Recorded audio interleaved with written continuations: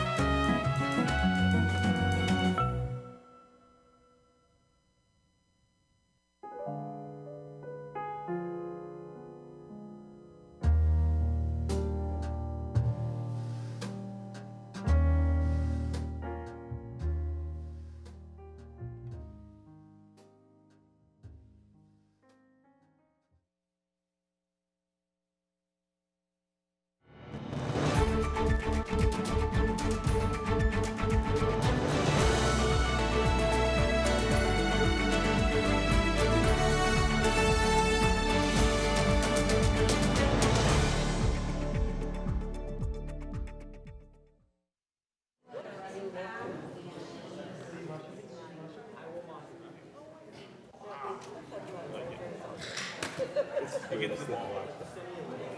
That one is. Hey, how you doing? I'm very excited.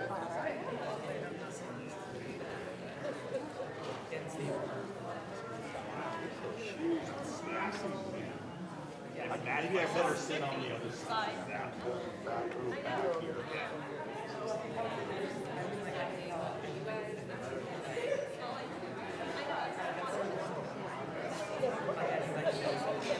Oh, well, that'll be interesting. Never heard of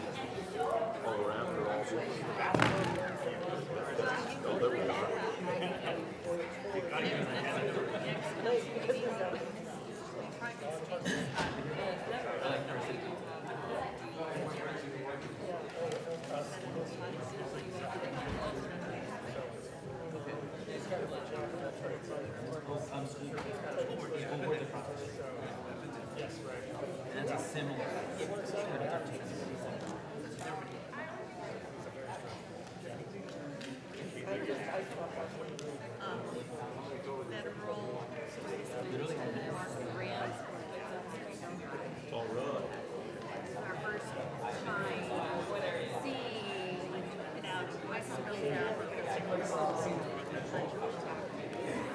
can you say it?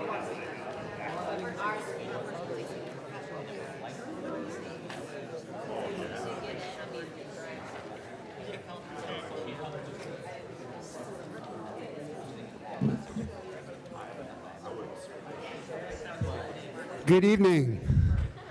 I'd like to call to order this meeting of the Thousand Oaks City Council for December 2nd, 2025. Will the clerk please call the roll? Councilmember Adam. Here. Councilmember Engler. Here. Councilmember Gutierrez. Here. Mayor Pro Tem Taylor. Here. And Mayor Newman. Here. This time I'd like to ask, if you're able, please stand and join me in reciting the Pledge of Allegiance. Ready? Begin. I pledge allegiance to the flag of the United States of America and to the republic for which it stands, one nation, under God, indivisible, with liberty and justice for all.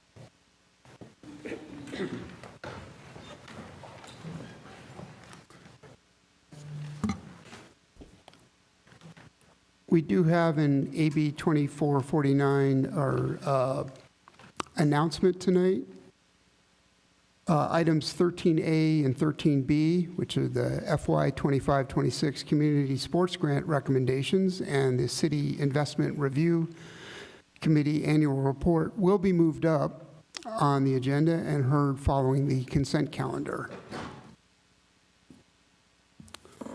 And this evening, we begin with two special presentations, and I will move up to the podium for those presentations.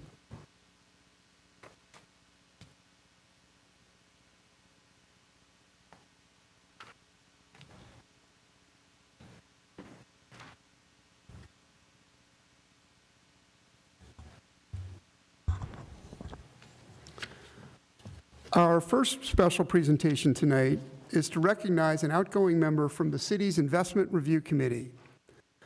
I'd like to call up John Short III to the podium. Mr. Short?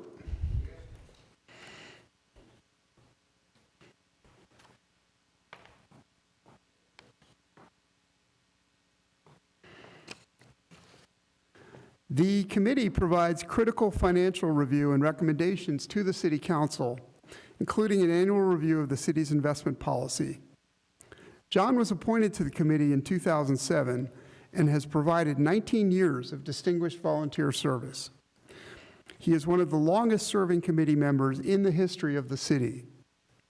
He served as chair of the committee on and off for years and even led the committee during the Great Recession of 2008, helping to navigate unprecedented financial challenges.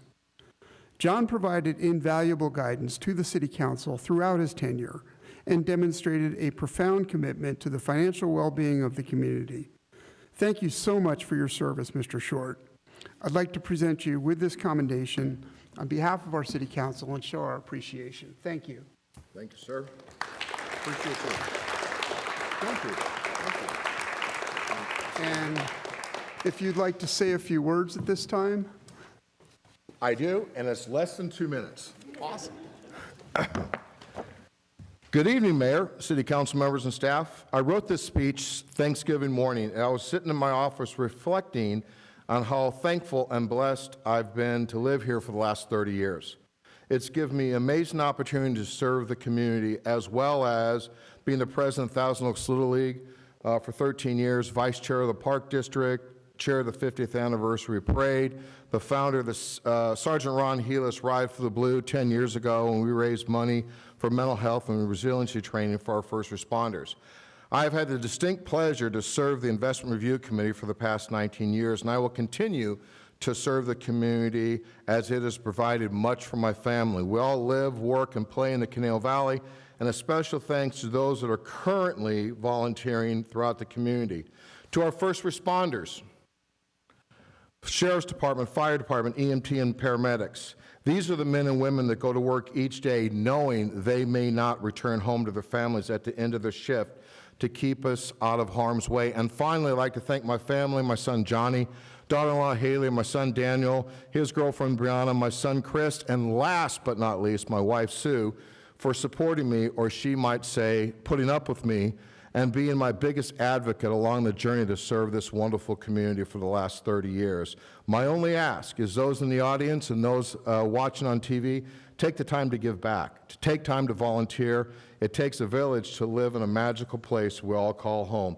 Thank you, Mayor, City Council members, staff, for recognizing me this evening. I'm truly honored. May God bless each of you, our first responders, our military, and may God bless America. Thank you. Thank you, John. John, thank you so much. It can't be said enough that one of the reasons we're able to do all the things we do is because we have such good fiscal management, and the Investment Review Committee has been an integral part of that. So thank you. Appreciate you, for all of us. At this time, I'd like to invite you to join us for a photo with the entire council. Only if I can stand next to Councilmember Engler.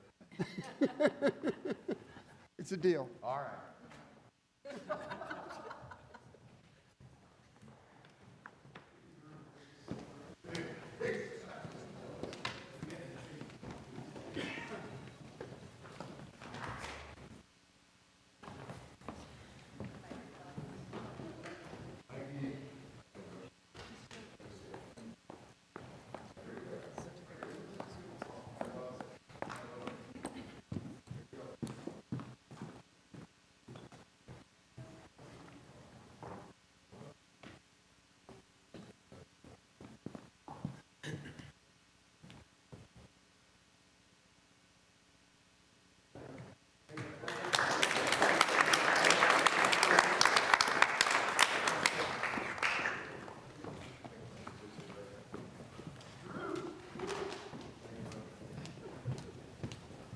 Don't forget your hardware.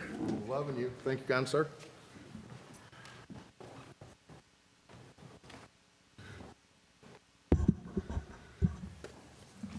And I would now like to invite David Marin from the Ventura County Civic Alliance to the podium for our second presentation this evening.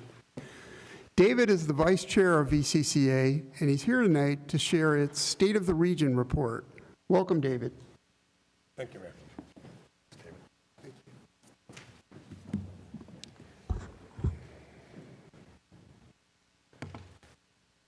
Good evening, Mayor and Council, staff, everyone in the audience. I'm David Marin with the Ventura County Civic Alliance, a nonprofit where we're focused on quality of life here in Ventura County and trying to maintain that for future generations. Recently, we produced this State of the Region report. We do it every 2 years, and we cannot go around and hand these reports out around the community without the generosity of our sponsors. These are two of our larger ones, Ventura County Community Foundation and the community colleges of Ventura County. Our other top-tier sponsors that we're grateful for, California Resources, the County of Ventura, Channel Islands University, Limoneira, the Port of Hueneme, and also the Ventura County Office of Education. So as I mentioned, the report is published every 2 years. This is our 9th report overall. And all of our sources for the report are listed in the back on page 113. All of the council has a copy of this. You don't have to read it from front to back. I mean, you just jump around through the sections that interest you. For the audience, anyone who's interested or at home who wants to download it, it's free. You can download it at www.civicalliance.org. So a couple of highlights from agriculture. I know we're not an agricultural city, but strawberries remains the top crop in Ventura County, over $700 million. Agriculture in total is $2.17 billion, which is close to the high for ag, but that's become about 3.3% of the Ventura County economy because that's not inflation adjusted. So it's still around $2 billion. We haven't really grown with inflation. We do ship products around the world. Canada and Japan are our largest buyers. Under community engagement, the green on your charts, on your screens, is no party preference. Red represents Republicans, and blue is the Democrats. So this is the political party affiliation for over the last 20 years. You can see that it's held steady pretty much for the blue, the Democrats. A lot of the Republicans were much stronger in the county many years ago. They've lost ground, and that's been picked up mostly by the no party preference. In the various cities, Thousand Oaks is the third from the right. That's the one that's circled. You could see the numbers there. It's about 38%, I believe, Dem, and 26, 27, I think, for Republican. I can't read it that far away, so I'm going to have to look at the book. I guess I have my screen here. So some other things about the nonprofit sector. There's over almost 11,000 workers in nonprofits in Ventura County. I think we don't really appreciate how large of a sector that is. And that means that they are generating over $500 million worth of wages every year. A lot of good data in the report around the nonprofits. So in the economy, we have expanded some of the sections about jobs data for good producing, service providing, and also government. That's new, the government section. That one's a little hard to see on a screen, so I didn't produce that. But some highlights: Thousand Oaks taxable sales was about $3.19 billion in 2024. That was up slightly. The transit occupancy tax, though, was down a little bit, but it's been doing pretty well, $4.9 million. So you can look at the other cities to see how they're doing. Ojai tends to lead the county, but Ventura is a close second. This chart here is our gross county product, so much like the nation, this shows where we've been. The chart starts at 50 billion, so it's not quite 0 to 100, but the big peak there on the left is back in before the Great Recession, around 2007, 2008. This chart is adjusted for inflation, so for just looking at it without the numbers, you can see that Ventura County is somewhat plateaued. We've picked up the last couple of years, but only slightly, and we still are not back to where we were as an economy prior to the Great Recession, which is 17 years ago now.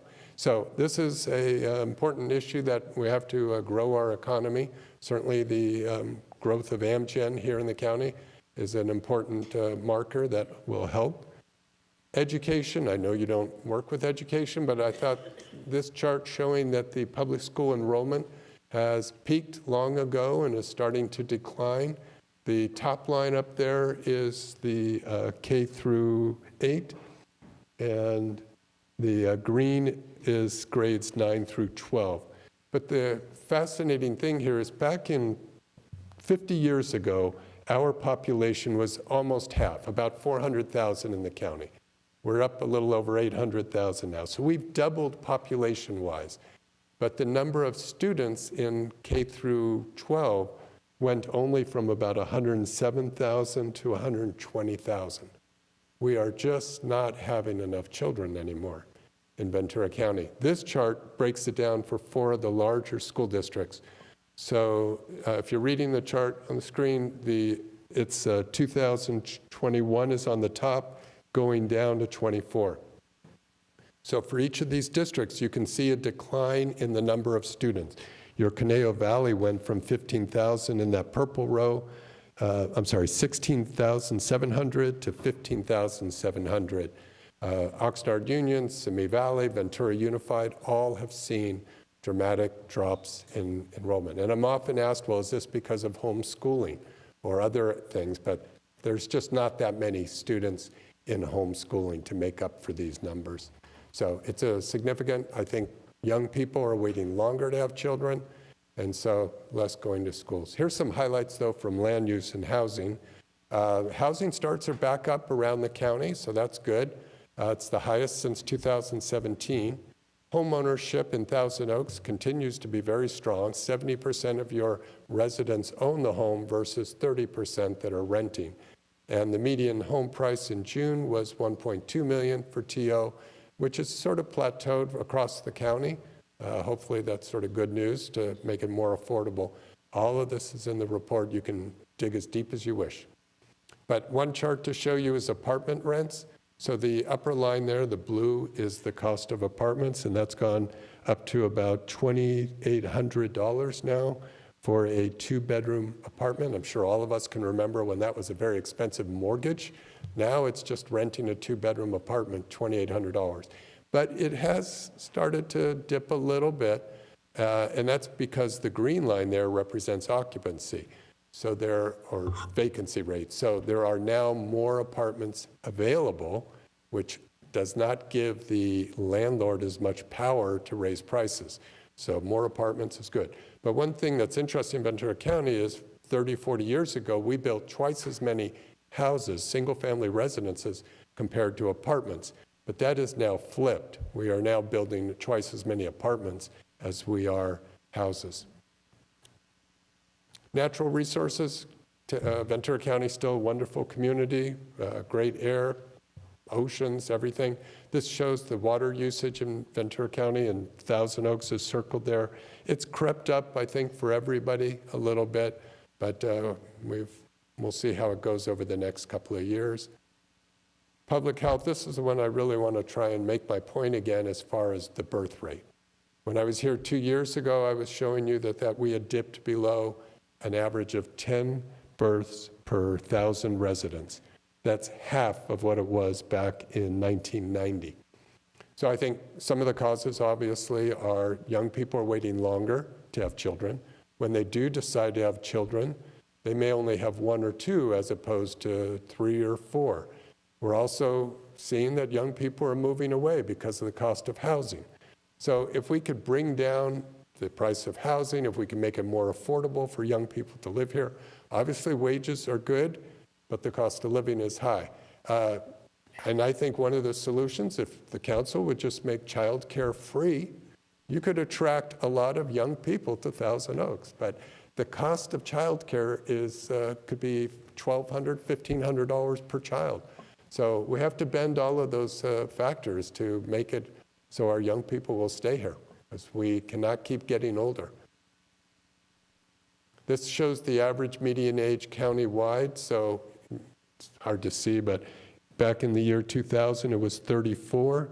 In 2021, it was 38.7, and the most recent numbers from the census are 2023, it's over 39. That's countywide. Thousand Oaks is even older. Santa Paula, Fillmore, Oxnard tend to be the younger cities. Ojai has the probably not wonderful distinction of being the oldest city. This is a new chart that we added, cancer rates. Ventura County is about the 6th, 7th one from the top there. We have 4 different charts in here. We have leukemia, breast cancer, prostate, and this one. And interestingly, Ventura County is higher in all of these. One quick note, this shows incidence, not prevalence. Incidence is the number of cases that happen within a particular period of time versus how many people just happen to have cancer. So it's showing that, and this is only the large counties in the state, but Ventura County is near the top of having a higher incidence of cancer. That could be because we have better detection, that's a quick guess, but all of these counties are fairly wealthy. They would likely have good detection as well, except for maybe Butte up there. So this is something that requires more attention. I know it's not a council matter, but it is a growing reason for causes of death. More deaths are happening from cancer than in previous years. And I'll start wrapping up here. Ventura County, safest large county in the state. Again, I think the Sheriff's Department just put out a press release about this chart. But when you compare the 15 or 16 largest counties in the state, Ventura County is the lowest as far as crime rate. So Thousand Oaks continues to be a very safe city. That's the one that's circled there. This is violent crime, but we also have property crimes. Tend to have more crimes over on the west side as far as Ventura and Oxnard. This one's property crime. Domestic violence has crept up, though, across the county. Usually I don't show this chart, but it is starting to pick up in a few places. Again, that could be better reporting, or it could be reflecting some other issues. And I'll wrap up here with transportation. This is a chart showing the work from home. We all know that during COVID, everybody started working from home. But one of the interesting things in this chart is when you look at 2022 to 2023, that's post-pandemic. Pandemic's over, and yet more people started working from home after the pandemic. So it continues to rise here and in other counties. So I don't think that's going to stop anytime soon, especially with technology. So with that, Mr. Mayor, Council, thank you for your attention. Just a highlight of some of the screens. If you have any questions, and again, this is available to the public at civicalliance.org. You can download it for free. Mr. Marin, thank you very much for your presentation. It's always invaluable to get this. You know, the late Senator Daniel Patrick Moynihan once said, everyone is entitled to their own opinion, but not their own facts. And these are the facts. If you want to know how Ventura County works in terms of demographics or land use or education or public safety, it's all here. And we can argue about what it means. We can argue about the velocity of change, what direction the change is. But to have those conversations in a meaningful way, we have to begin by agreeing upon a common set of facts. So I'm very grateful for all the work that the Civic Alliance, led by you, do every couple of years in putting this together. The previous edition has been on my desk ever since it first came out. It's been an invaluable resource, and I look forward to using this one just as much. Thank you very much. You're welcome. Council members, are there any other questions for Mr. Marin? Again, our thanks. Really appreciate it. Thank you.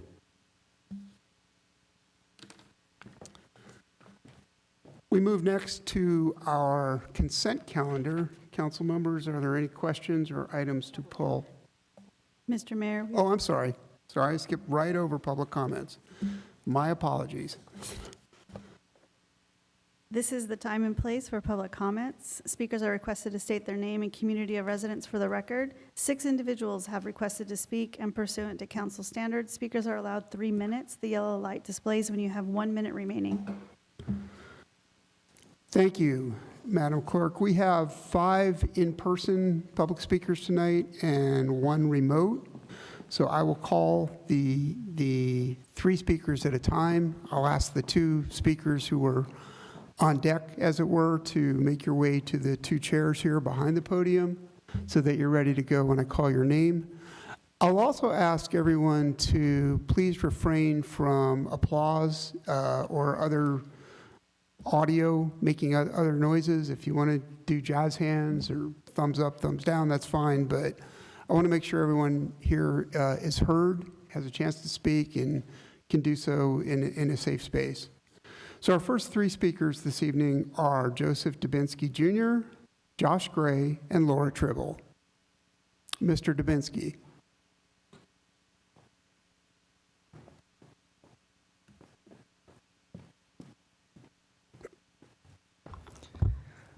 Good evening. My name is Joseph Dubinsky Jr. I am a resident of Camarillo. I'm here tonight to talk about what happened on Thanksgiving last week. As most mornings go, I was sitting outside of Cortez Circle in Camarillo tracking ICE activity, and we got a number of reports about somebody being picked up in Thousand Oaks off Warwick.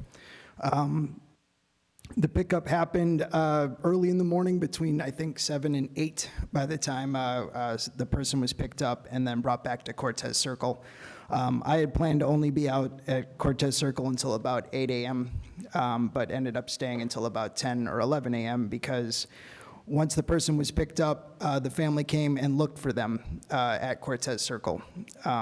It is always depressing and disheartening to watch families show up at the ICE field office and then decide that they're not, and realize that they're not going to get any feedback from the folks who work there. They knocked on the door, nobody answered them. They finally got a hold of somebody via phone, and it turned out that the person who was picked up was pretty much bullied into signing their voluntary departure paperwork, because it's either sign that paperwork and hope to find a job wherever they end up, or it's sitting in Atalanta waiting for what's left of what we consider due process, which should be for everyone that is in the country, not just residents, not just so-called citizens.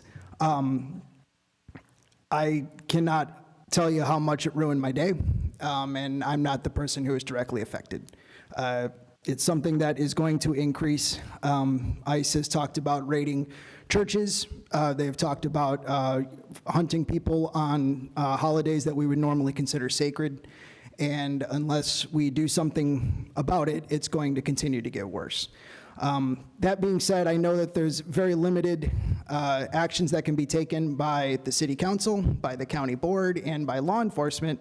So for those who are interested in getting involved and legally pushing back against what's happening by ICE, I invite everyone to attend our upcoming rapid response training in Camarillo at 6:30 p.m. You can go to 805undocufund.org/trainings to get to sign up for that, and we'll give you the location of it once we know that you're not a terrible person. So that's all I have to say. Thank you for listening, and please do whatever you can to push back against ICE because it's only going to get worse. Thank you, Mr. Dobzinski. Next up is Josh Gray, then Laura Tribble, and Heather Hamilton. Thank you, Mayor Newman, council, and staff. Josh Gray from the Greater Conejo Valley Chamber of Commerce, here with a few updates for you. The Leadership Conejo cohort toured CVUSD's Conejo Valley High and Los Virgenes Water District in its most recent session, and will be with the City of Westlake Village, hearing from Assemblymember Irwin and visiting the Reagan Library for the last session of 2025. Tomorrow night, over 100 young professionals will gather at Selvins for the final Emerging Leaders Mixer of the Year in partnership with CSUCI and Sage Publishing. This Thursday, we'll be having our Education Council meeting, introducing the Chamber's upcoming shared venture with Mayor Pro Tem Taylor, CLU, and CVUSD with the 2026 Education Summit Money Matters. This initiative will explore how personal finance education can prepare students for real-world decision-making in college, careers, and everyday life. The pilot program, scheduled for 2 days in March, will engage all seniors at Newbury Park High School for a 90-minute session. This Friday, not November 7th, this Friday, the Chamber will host the breakfast at the Palm Garden Hotel, sponsored by Amgen. And finally, we're excited for next week's State of the City celebration with you all at CLU and over 450 guests in attendance. On tourism, the TIDS RevPAR numbers for October finished strong with strong business travel to the area for most of the month, and the TID returning to its historical positioning compared to our neighbors. November's numbers are still incomplete, but are seeing us as a regional leader during the current challenging travel climate, with numbers reflecting 21 and 22. For marketing in October, we created more than 2.2 million digital impressions, 20,000 click-throughs, and roughly 580,000 impressions through traditional TV. On socials, Visit Conejo Valley continues to see large increases in follower growth, engagement, views, and impressions across all platforms, and had 23 collaboration posts in October with almost 200,000 plays. On the PR front, we currently stand at 29 pieces of earned coverage in 2025, with more still pending, but already at an estimated view count of 1.62 million. News outlets from this year include Deadline, MSN, Go World Travel Magazine, Yahoo Finance, and Sunset Magazine. Our top influencer fam trip for 2025 was with Pack the Bus, highlighting our region as part of the classic California Coast road trip in partnership with San Luis Obispo and Pismo, and resulting in influencer views exceeding 280,000. At the board retreat in November, the TID board elected their 2026 leadership and approved the 2026 TID budget. And the next meeting will be the leadership meeting on December 16th on Zoom at 12 p.m. We appreciate our partnership, and I'm here if you have any questions. Thank you. Thanks for the update. Our next speakers are Laura Tribble, followed by Heather Hamilton and Betty Stapleford.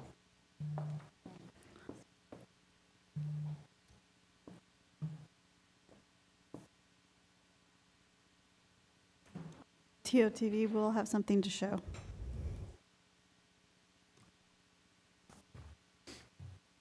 Hello. Good evening. Good Thank evening. you for having me. I'm here my name is Laura, and I'm here for the simple reason to update the city and the residents about the recent kidnappings that have happened all the way from Westlake Village down to Newbury Park on the edge where it meets Camarillo. So since the last board meeting, we've had 3 new kidnappings, including the one that happened on Thanksgiving. That was on Wilbur across from the Jans Mall. Total kidnappings since June of this year have been 33.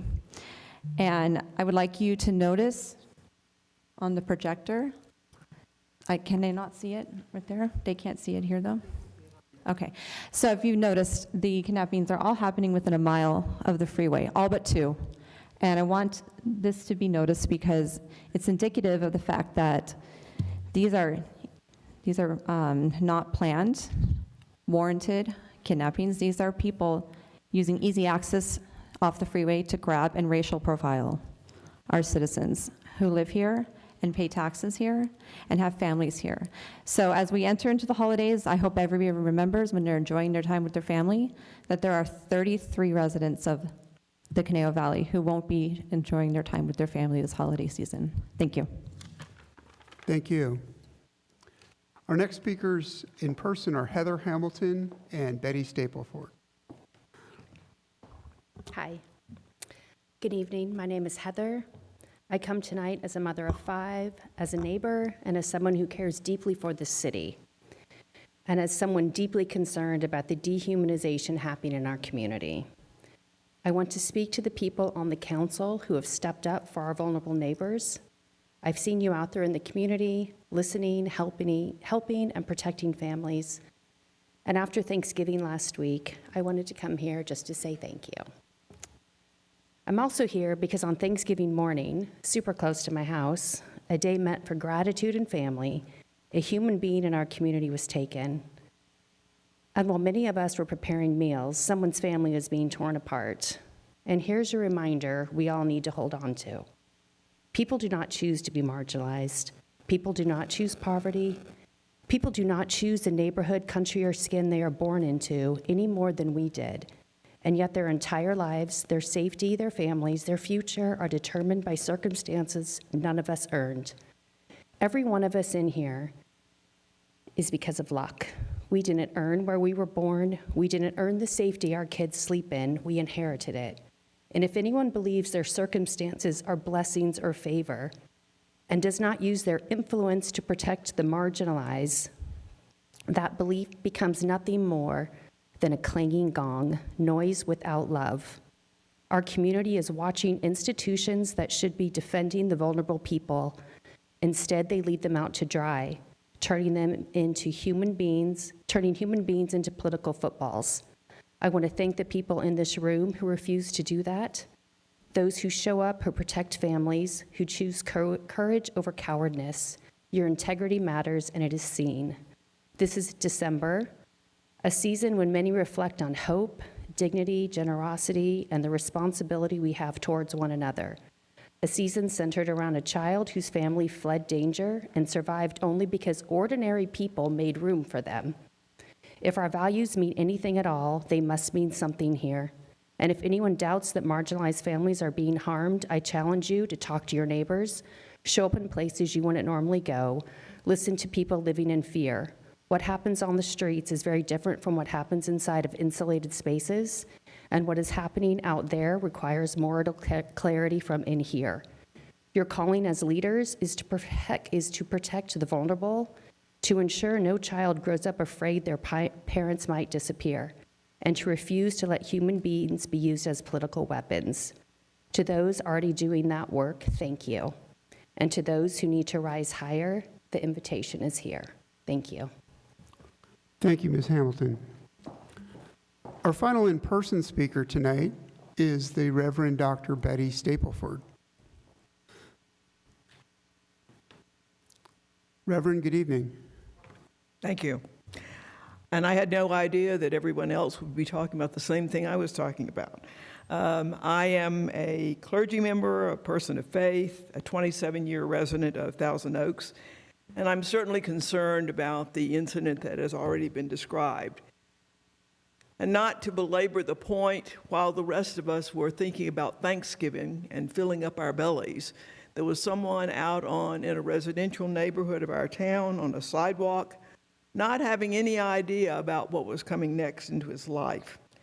He was taken into custody simply because his skin was the wrong color, he spoke with an accent, and he was not in the place people expected him to be. And why did they take him into custody? Because they could. And because we, in many cases, have allowed this to happen. I understand tonight, and I had heard it previously, that he was then deported without a warrant. It used to be that everyone had the right to a warrant. It used to be that everyone had the right to legal support, but that's been foregone by many of these people in our community. And I ask the question, how can this happen in our town? How can it happen anywhere? But certainly, how can it happen here when we pride ourselves on thinking that we have such a fair and honorable way of life? Those things should be forbidden. These people are our neighbors and our friends, and they are children of God. Our duty is to support them and to protect them. God has no boundaries. Only our politicians do, and I don't include you in that number right now. But I simply have to say that this is not right. I know you can't do a lot about it, and I showed up here knowing that I was not going to be able to change anybody's mind, but I wish that you, who gave an incredible amount of money, and I was so pleased to be here that night when you agreed to help some of these people.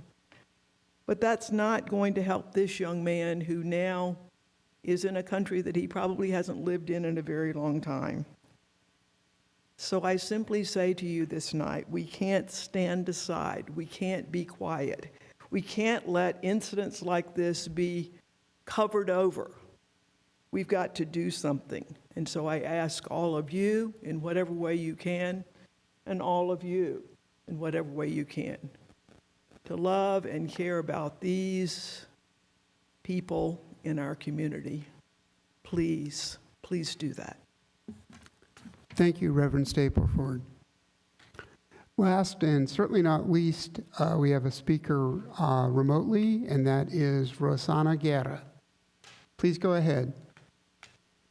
Good evening, Mayor Newman and City Council members. My name is Rosanna Guerra, and I am a long-term resident of the City of Thousand Oaks. I come before you today again to ask that the City Council take a stand against the practices by the Immigration and Customs Enforcement Agency in our city. We're a safe and law-abiding city, and recently our county was named one of the safest counties in the state. So it's surprising to me that we are constantly terrorized by a federal agency that does not follow the law, by abiding to due process. Constituents in each of your districts have been apprehended off the streets without warrant or charge other than they are immigrants. To remind you, a core principle of the U.S. government is that all people have the right to fair treatment under the law. Due process of law, enshrined in the 5th and 14th Amendments, requires the government to provide a person with notice and an opportunity to make their case in court before depriving them of life, liberty, or property. The 5th and 14th Amendments due process clauses protect every person within the U.S. borders, regardless of immigration status. This has not been the case with immigrants apprehended by ICE. Rather, the outcome is that once apprehended, many are encouraged to choose to self-deport rather than wait the lengthy period at Adelanto before receiving assistance.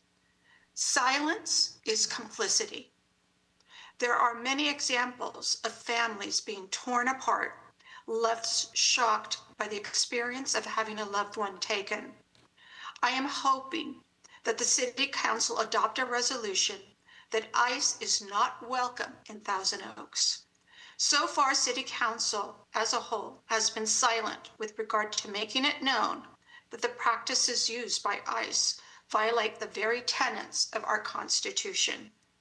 Please unite in a single voice to let the most vulnerable in our city know that you stand together with them. Thank you. Thank you, Ms. Guerra.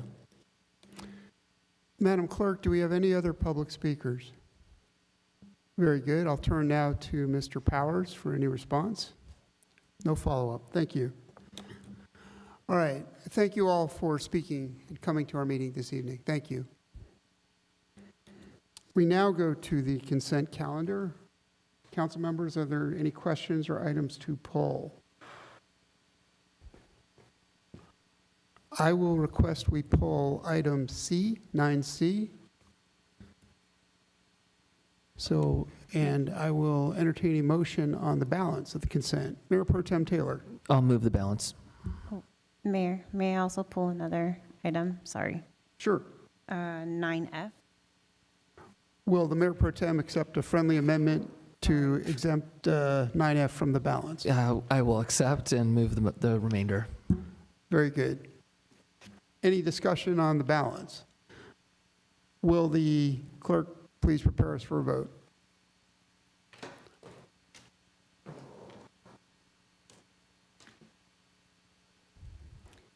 Councilmember Adam, can I have your verbal vote, please? Yes. Thank you. And I have 2 ordinance titles to read.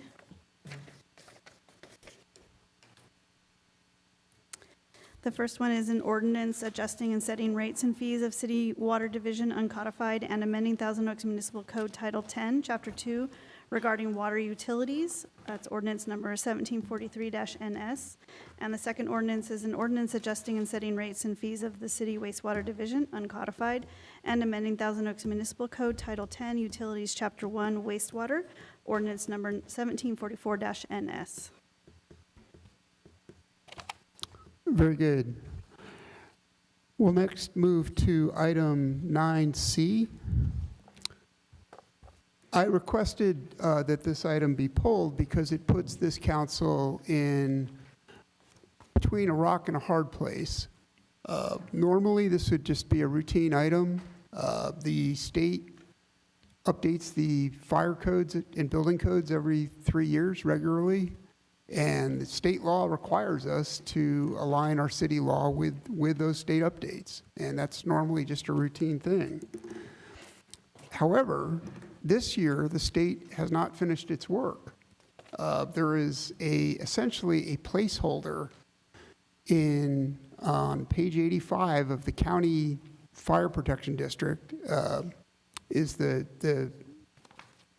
measure we're being asked to align with, that says the state is continuing its work and there may be more severe restrictions coming down regarding Zone 0, which is the area within 5 feet of structures in high and very high severity zones.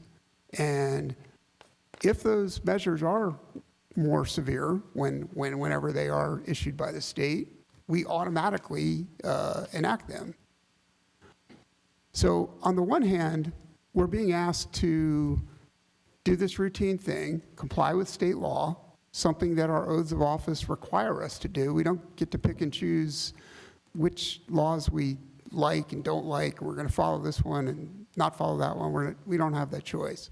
We are required by our oaths of office to follow the state law and ratify measures when they are updated on a schedule. That's a requirement here. On the other hand, and also on one other item on the positive side is it would create a logistical nightmare for this council not to approve this.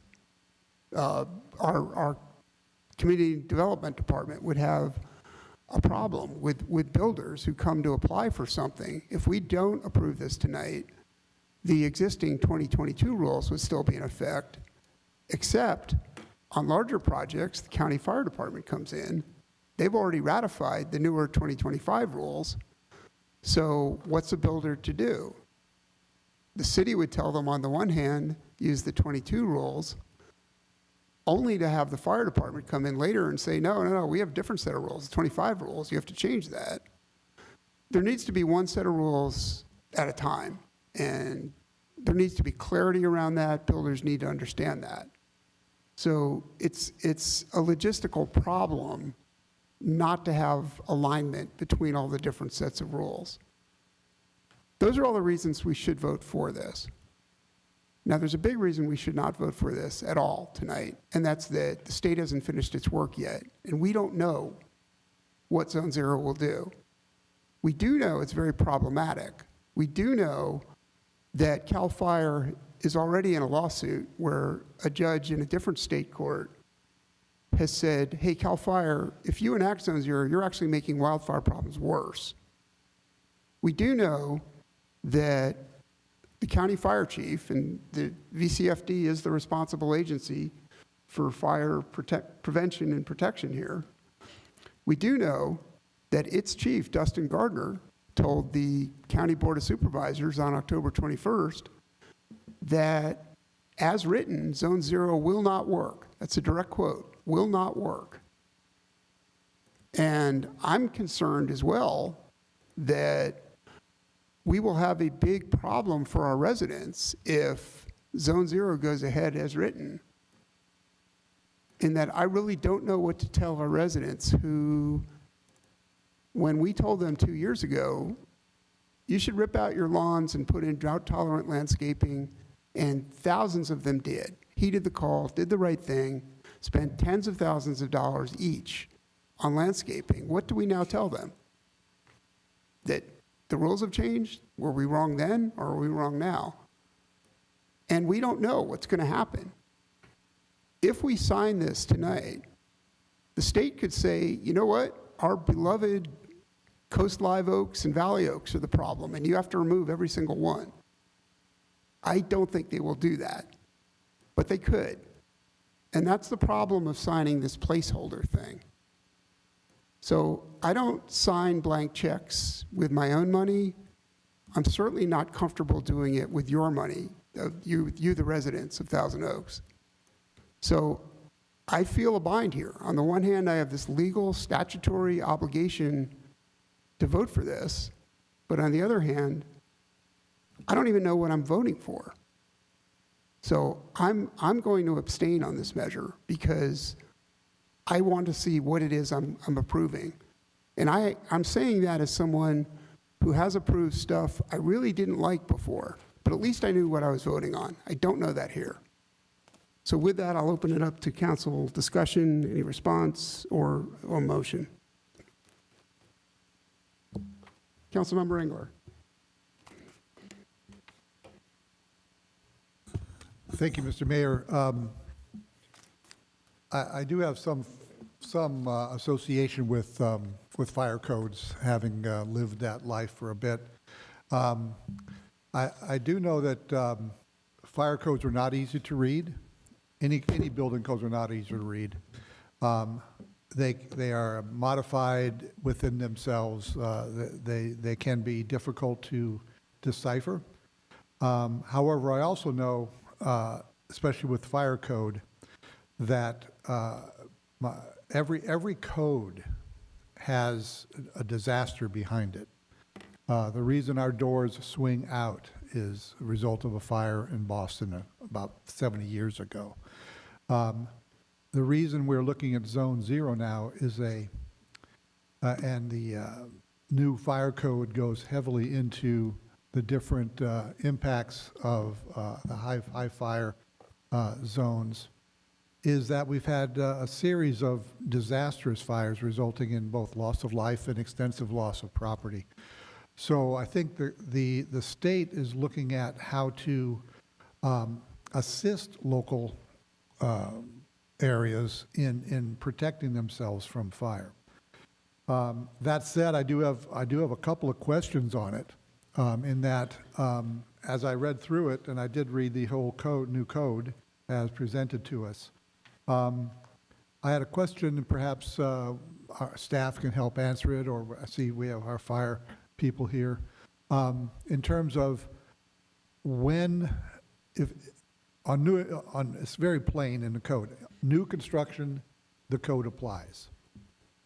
What I couldn't decipher, and perhaps someone can help me with it, if I do a remodel on the house, does it apply 100%?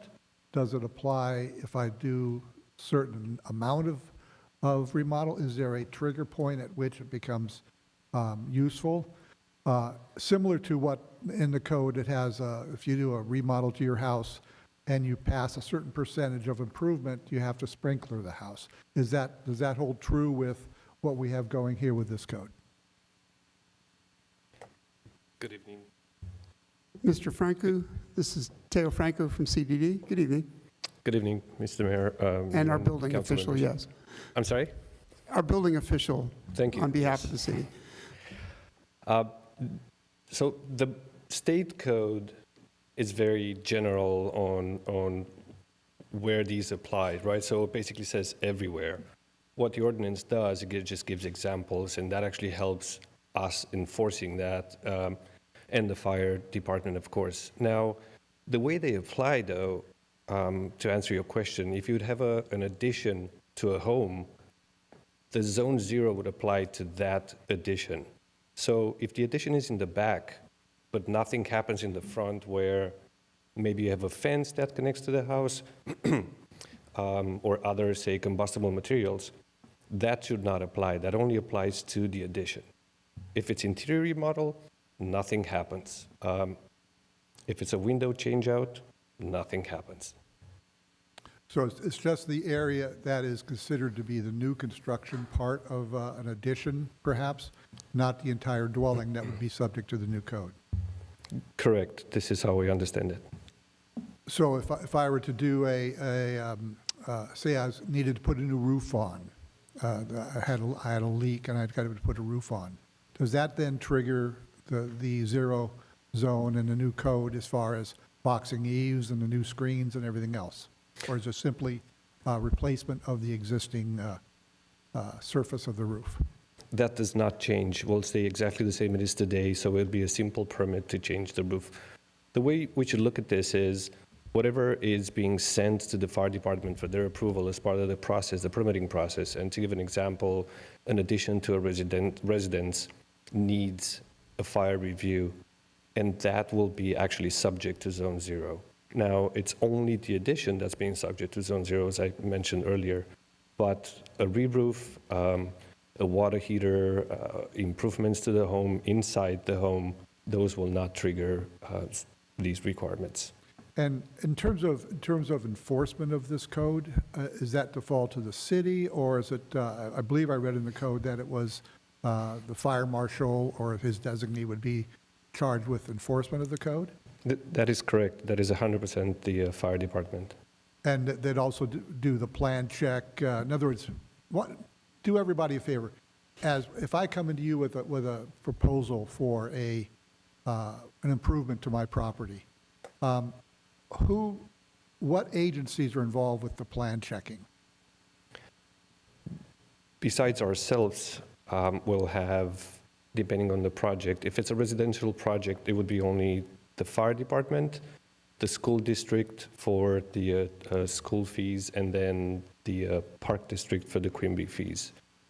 These 3 entities are going to do their own review under their separate permits. So the school district and the park district, they don't necessarily have a permit process, but they have a clearance and a receipt at the end of the I guess, once the fees are being paid.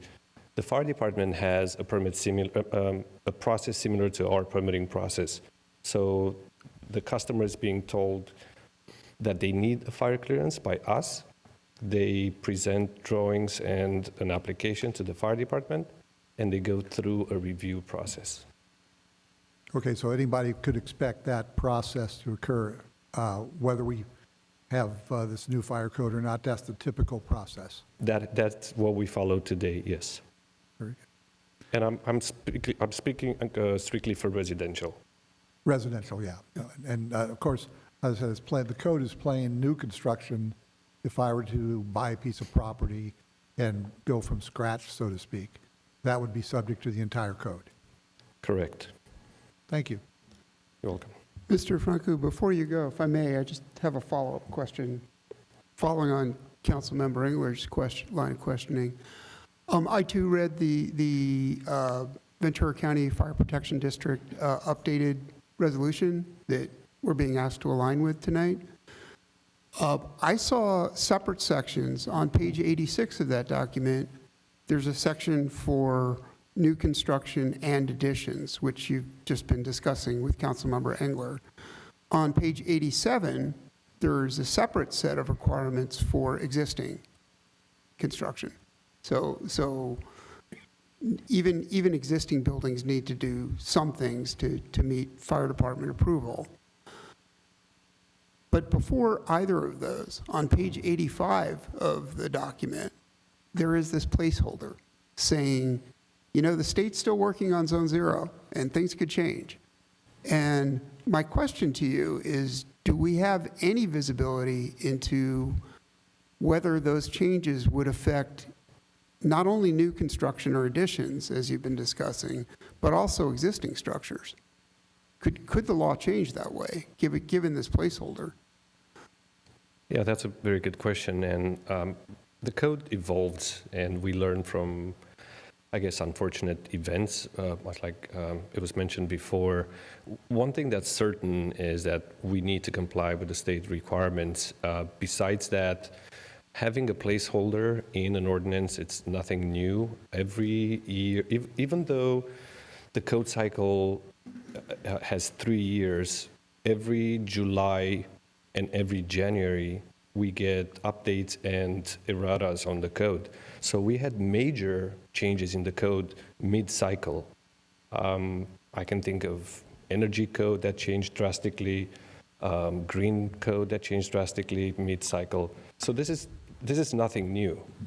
I guess I draw a distinction. We actually have another item on our agenda tonight. There's a department report, item 12A, which is, I've lost count now, it's the second or third time that the state has updated the ADU rules, and we are required to align our rules with the state changes that have happened multiple times this year. But the distinction I would make is, in those cases, isn't it the case that we know what it is we're voting on? We like it, we don't like it, whatever. We know what we're voting on. Whereas this placeholder, at least the one I read, said, watch this space. It did not have any specificity on what the changes would be. I don't think that the ADU is probably a little bit more predictable, but it's mainly because we're on a path right now. If you would have asked me this question probably 3 years ago, it would have been completely different. I would have said, I have no idea what's coming. I don't think the way the code changes is to be necessarily more prohibitive without a good reason. I don't think that these requirements are going to become extremely stringent and discourage housing. That I don't think it's going to happen, and that may even go in conflict with the new moratorium, right, on changes on the code that will discourage housing. So I don't think that this is going to go in that direction. Yeah, and I tend to agree with you on the effects of this, the practical effects, and I'll have more to say about that in a minute. But it does not. This placeholder is just that. It does not have specificity about what changes might be forthcoming. It just binds us to, or requires us to agree with whatever the changes are. If they want to say Thousand Oaks cannot have any oak trees, we would be bound to that by agreeing to this. Would we not? The short answer would be yes, but we can also and I will readily concede that's a ridiculous example, but Yeah. but it is a blank check. That's my point. I agree, but so are the updates that we get with the code every single time. Right. I think we're all in agreement on that point. Yeah. Yeah. Agreed. Okay, very good. Councilmember Adam. Pardon me. Well, I can certainly see after Altadene and the Palisades where we would want to be reevaluating our fire ordinances. And I've read a little bit about this zone 0 to 5 feet from your home. Some of it seems very common sense. You know, you don't want to have wood piles next to your house. You don't necessarily want to have vines growing all over your house, very combustible. So I totally get that. I don't recall reading anything about that there would be a ban on existing oak trees that are within Zone 0. That's not in there, is it? I believe it's about the canopy of the tree. It's not about the tree itself, and it's about the density. So how many oak trees do you have next to each other? And we don't necessarily have oak trees that are just clustered. but it's about the canopy size and the density. And they're protected, they have a certain degree of protection under that ordinance. So the canopy might have to be trimmed, in other words. Correct. But that doesn't mean the tree would have to be removed, correct? That's correct. Right. But I could see in the future, you know, with this, you mentioned this placeholder, maybe in the future they might say, well, we don't want any oak trees planted within Zone 0, which I would. It's a straw I would man get example. that. I could get that, but It's really more what has been proposed and what the state's current language is really, as Mr. Franco is saying, is about clearance, and it expands the clearance radius or range. It doesn't say remove this tree. I'm giving a ridiculous example on purpose to make a point, but it could. It just says change is coming. You must agree, and agree in advance. well, I just wanted to have clarification on the situation right now with the trees, and there's nothing in there that's saying trees have to be removed. Removed, no. Expanded encroachment, yes. Trimming, in other words. A greater amount of trimming than currently is required. All right. Yeah, a significantly greater amount. I get that. Yeah. I get that. We've removed a number of trees, not oak trees, folks, around our property for that very reason. They're just too close to the house, you know? So, okay, thanks. You're welcome. Thank you. Councilmember Engler, did you have anything? Councilmember Gutierrez. Thank you, Mayor Newman. I was just reading the supplemental questions that came in, and it sounds like a lot of the questions that came in from one of our residents have been answered, with the exception of who will pay for the enforcement. I just want to make sure she gets all of her answers. I believe is this long? I believe in the ordinance, it says that the responsibility is of the homeowner. Okay. Okay, yeah, I think all the questions have been answered in the supplemental request there. And then just a comment on the shade and the trimming. Just food for thought. I think that also impacts the shade our homes have, right? During the summer, and the need for AC, or the increase to electricity as we need to increase. You know, we're not, you know, there are hours of my day where the AC is not on because I have some nice shade. And then later in the afternoon, I have to kind of turn it on because the shade is not there anymore, or the cooling from that shade. So I think there are some other impacts I think that we can anticipate, or our residents rather should be anticipating, as a result of these safety precautions that we're being asked to take. As acting as a resident, like just so that I can, as a homeowner, what questions do you anticipate our regular resident coming in? And because we have a lot of experts in the room, and I'm sure these are rudimentary conversation or just questions. You know this front and back, the process of permitting and the changes and the impacts.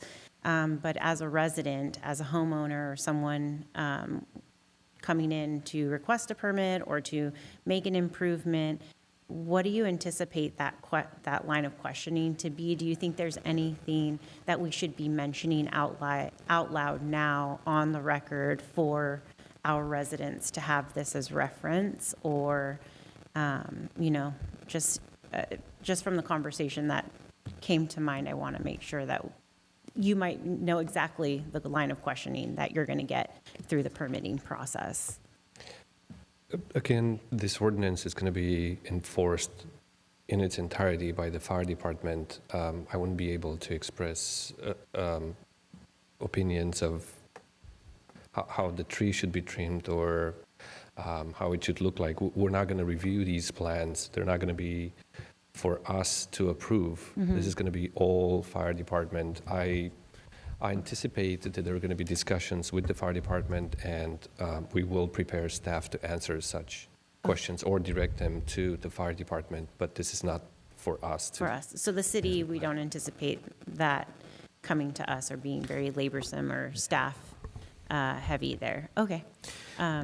What I might add to that, Councilmember, is our fire department's heavily involved with discussions at the state level. Mayor Newman mentioned that the board, after adopting these regulations themselves, also sent a request to the state of California for maximum amount of flexibility as these regulations are developed.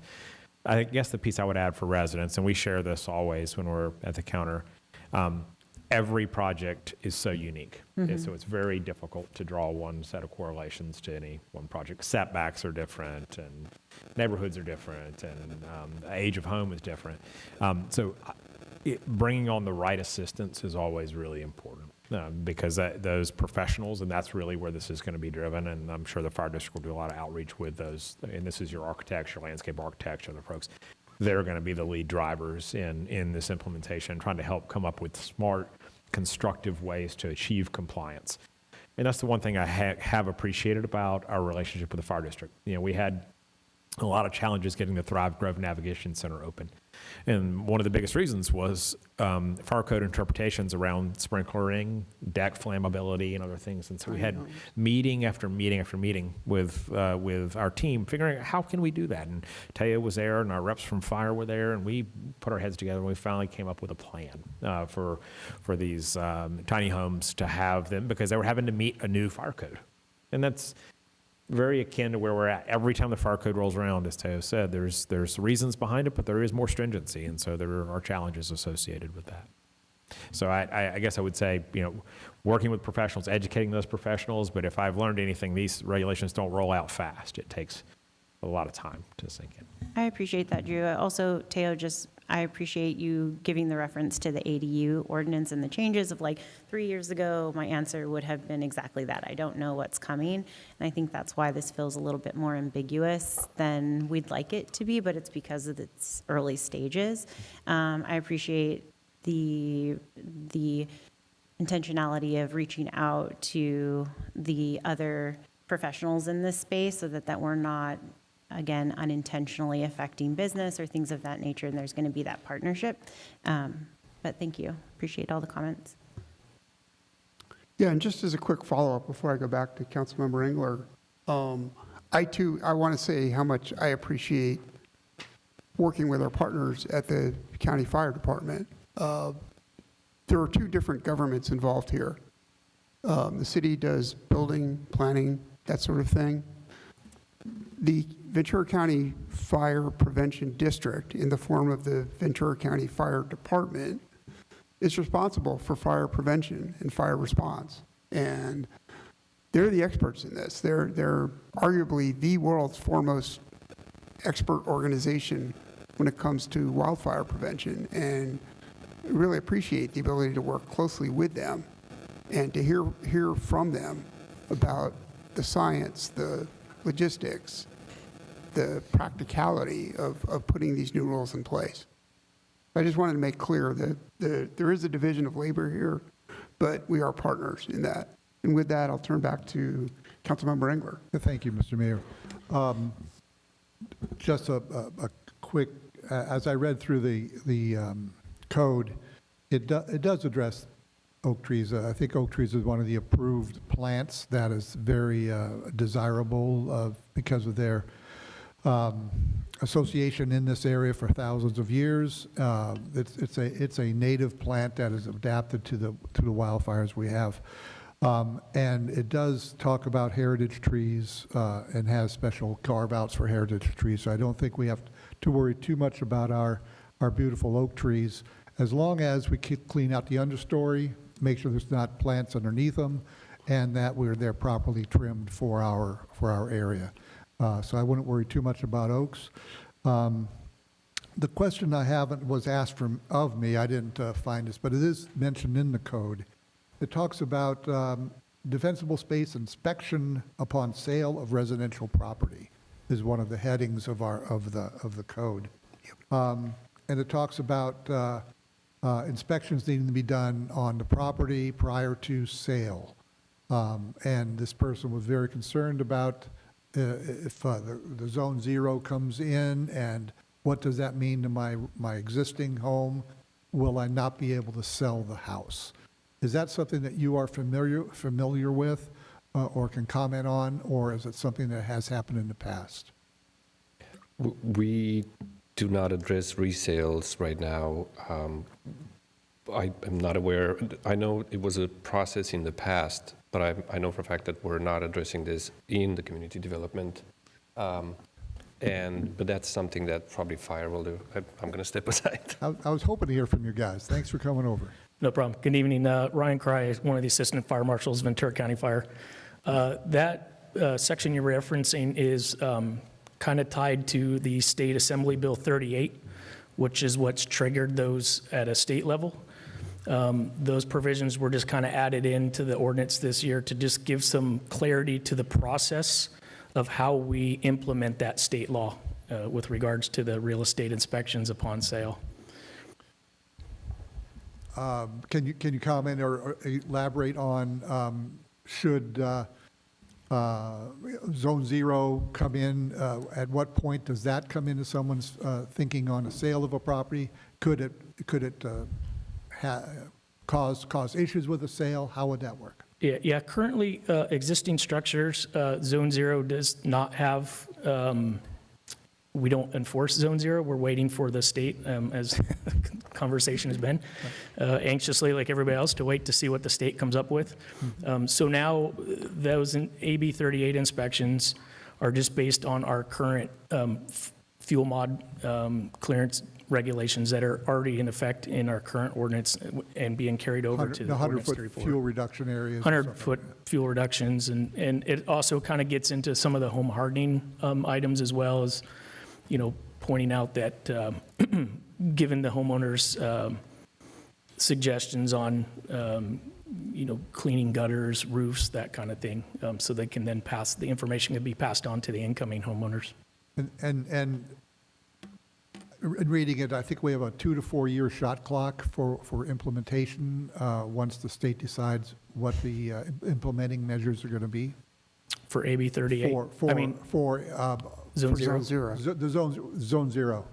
To be honest, I know Zone Zero is there. I have a separate team. Our community wildfire preparedness team has been following the Zone Zero regulations pretty close, working with, we have Assistant Fire Marshal Larry Williams has been on the committee with Zone Zero, and so I couldn't speak to what the implementation date is. I'm not familiar with that at this time. Okay.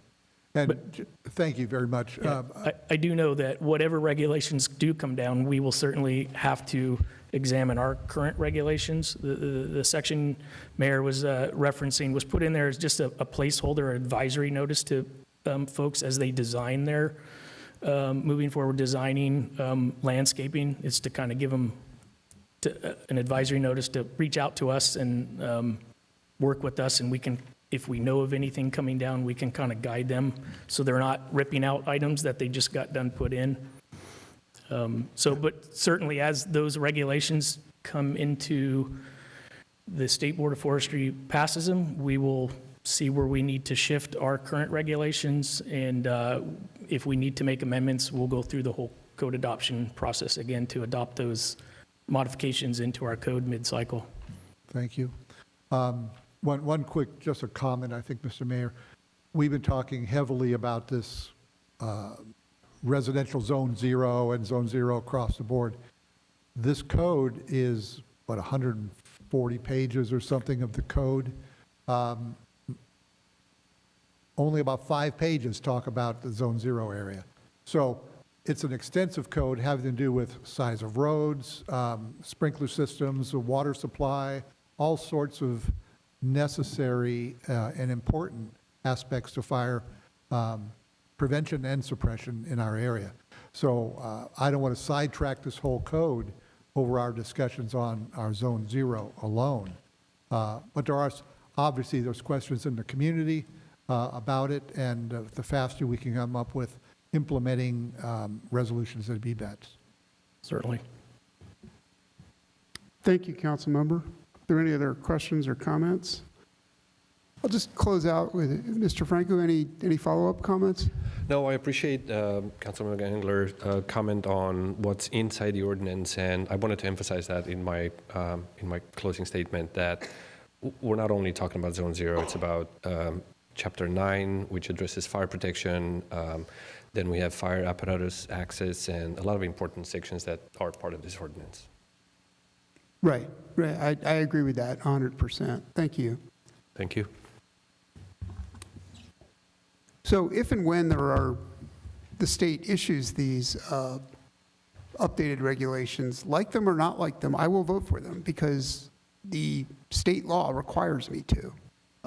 My discomfort is not with anything anyone has said here tonight. I agree with the statements that we've heard from our fire district, from city staff, from my colleagues. I don't think I've heard anything here I disagree with. We need to update our fire codes. We need to be more resilient. We need to do better at protecting against the very real wildfire risk we have here. My discomfort is over the lack of specificity and being asked to vote on something that does not yet exist and not knowing what that is. I also want to temper that, though, by noting that the effects of this, whenever the state issues something, even if it's more draconian than anyone thought, are probably overstated. There's been a lot of tearing of garments around Zone 0. I have quite a bit of discomfort about it. I heard discomfort from the fire department about it. There is a shot clock, as Councilmember Engler referred to. It will be several years to roll out. And if housing is any guide, there was a state law passed a few years ago, SB 9, that both opponents and proponents said would dramatically change the landscape when it came to housing. And that really has not come to pass. SB 9 went into effect in 2022. We have about 50,000 housing units here in Thousand Oaks. And since then, January 22 to the present day, on average, fewer than 5 permits per year for SB 9 projects have been approved. So 50,005, the predicted doom and gloom just hasn't happened. Further, there are enforcement questions, as the fire department alluded to. Chief Gardner alluded to this in his testimony to the Board of Supervisors, said, there's questions about who's going to fund that, who's going to staff the enforcement. All this is to be determined. For all those reasons, I feel actually a little bit better about the changes that are coming because it will temper the amount or degree of change. I agree with my colleagues that change is needed and that we do need to be more aggressively looking at highly flammable types of vegetation, but not all vegetation, and not vegetation we don't yet know about because the rules don't yet exist. So for all those reasons, I'm a little less worried about the practical effects of this. I'm just not able to support something that doesn't exist yet. So with that, I'll entertain a motion on item 9C. Councilmember. Move 9C. Thank you. Will the clerk please prepare us for a vote?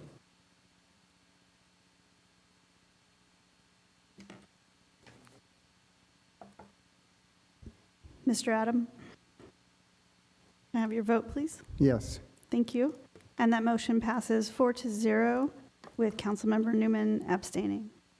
Thank you. Excuse me, Mayor Newman. Next week. We move now to item 9F on the consent calendar. Councilmember Gutierrez. Thank you, Mayor Newman.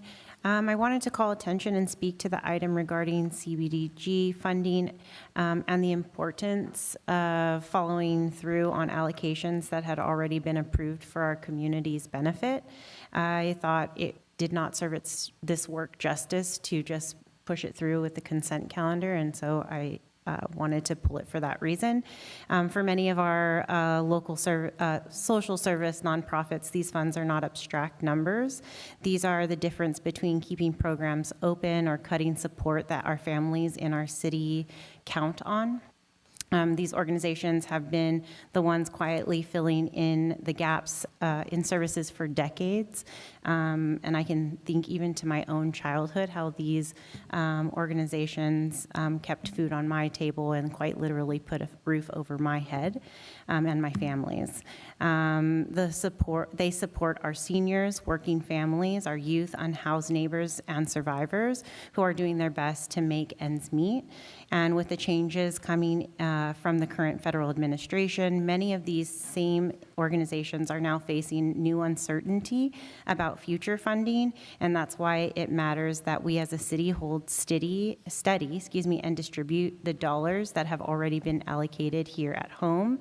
It is not a small amount. It is a meaningful contribution and gap that we are standing in this moment in time. And it makes me proud to have this moment to stand with our partners who help keep Thousand Oaks safe, connected, and compassionate. Looking to the years ahead of us and to the betterment of our community, and as mentioned in several of our public comments today, we are all in this together, and in that spirit, I want to remind our community of the nonprofits locally filling in these gaps, as they have for some time now, from immigration to housing to food insecurity, such as Harbor House, Many Mansion, 805 and DocuFund, VC Defensa, Friends of Field Workers, and more recently, the VC Neighborhood Fund.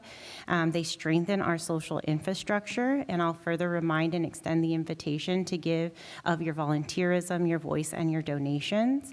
Lastly, I'm grateful to everyone who came out tonight to speak, and to the nonprofits who continue to show up for our community every single day, and I'm proud of the collective network throughout the city that works to be our community's keepers through every season of administration, national, or even global happenings.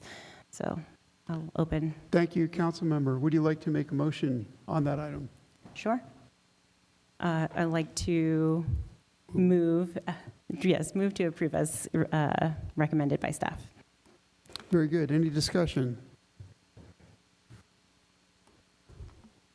I appreciate your comments. I'm glad that we are standing by our residents, particularly since these monies support some of our neediest residents, especially children, seniors, and the disabled, all vulnerable populations, all populations we've made a promise to. And I'm glad to see our city standing up to take care of them. Please prepare us for a vote. Mr. Adam?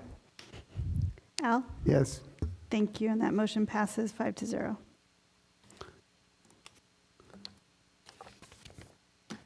Thank you. Our first report this evening is item 13, fiscal year 2025-26 Community Sports Grant Recommendations. And presenting this evening on behalf of the Community Funding Review Committee is its chair, Kyle Rohrbach. Good evening. Good evening. All right. Good evening, Mayor Newman, council members, community.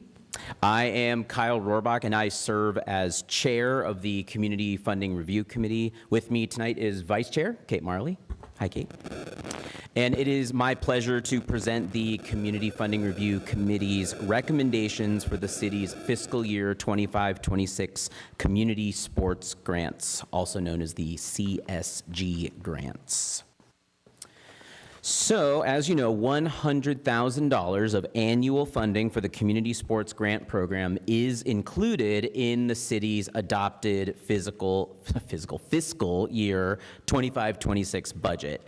The CSG provide up to $10,000 of grant funding for qualified nonprofits and school groups to support capital projects or equipment purchases to enhance a sports program. All grant-funded activities must take place within the boundaries of the city of Thousand Oaks. The application period was open between September 2nd, 2025 and October 3rd. The application was available on the city's website. Public outreach included news postings on the city's website and social media channels, advertisements in the September and October editions of the City Scene e-newsletter, and a press release to local media. The Acorn published an article about the grant opportunity on September 5th of 2025.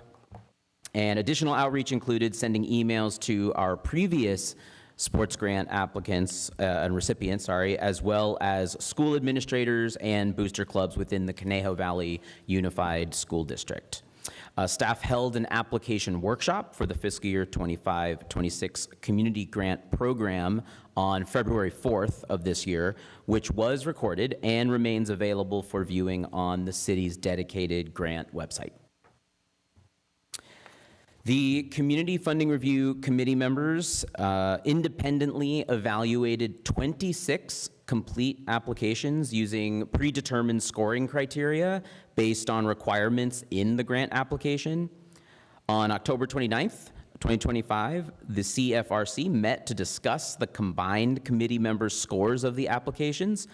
And after a robust discussion, the committee voted unanimously in favor of an allocation method based on points scored so that the top 18 eligible applications receive a grant funding recommendation. So tonight, the Community Funding Review Committee recommends awarding grants in the amount of $99,792.57 to those 18 programs. And on the screen, you will see these are the organizations being recommended for funding tonight. And these represent programs, these are the represented programs that meet the CSG criteria and will benefit the community and a wide cross-section of our residents. So the CFRC recommendations are before you. We recommend that City Council award the fiscal year 25-26 community sports grants as presented by the committee. As mentioned before, with the total award amount is $99,792.57. So that concludes my presentation for this evening. Vice Chair Kate Marley and Community Services Analyst Sarah Males and I are available for any questions. Thank you, Mr. Rohrbach, for your report. Council members, any questions? Thank you again. Appreciate it. Appreciate staff's efforts on this as well. Great, thank you. Will the clerk please prepare us for, well, is there a motion to accept, moved by Councilmember Adam, please prepare us for a vote.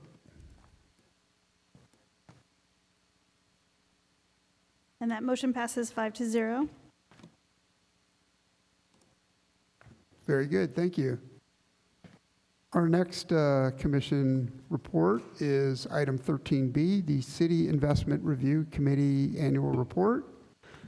And presenting on this item is City Investment Review Committee Chair Anthony Gonzalez. Good evening.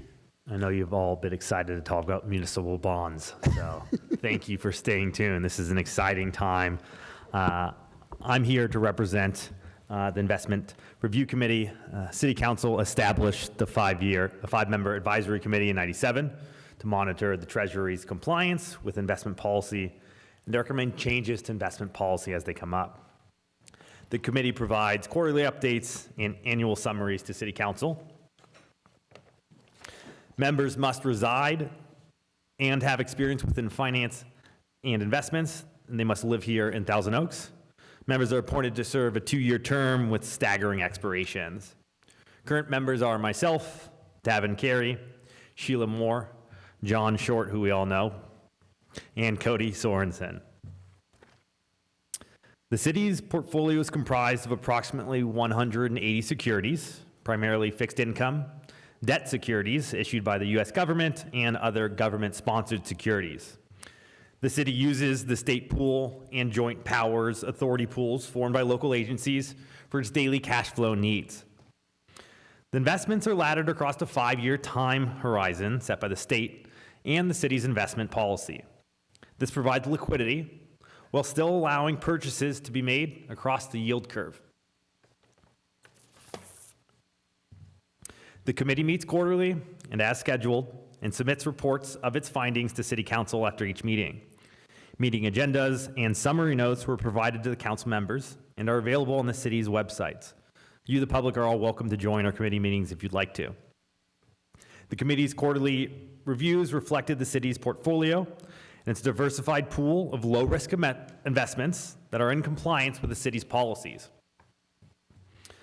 So the last time this committee presented its annual reports to City Council was last year, December 3rd, 2024. And in this September, the Federal Open Market Committee, colloquially known as the Fed, normalized and resumed normalizing interest rates, which is a fancy word of saying they came down. They came down a quarter rate cut, and the Fed dropped the federal funds policy target with another quarter October to a range of 3.75 to 4. Basically, the Federal Reserve's interest rate is coming down, matching the economy's requirements. And so the Fed will continue to assess this incoming data, if there is data incoming, and make decisions accordingly. Over the past year, the city's portfolio yield has risen 64 basis points. The city is in a buy and hold investor, meaning we're not trying to time the market. We're not trying to guess what's going to happen. We buy it, we hold on to it. We do this with a laddered portfolio over 5 years.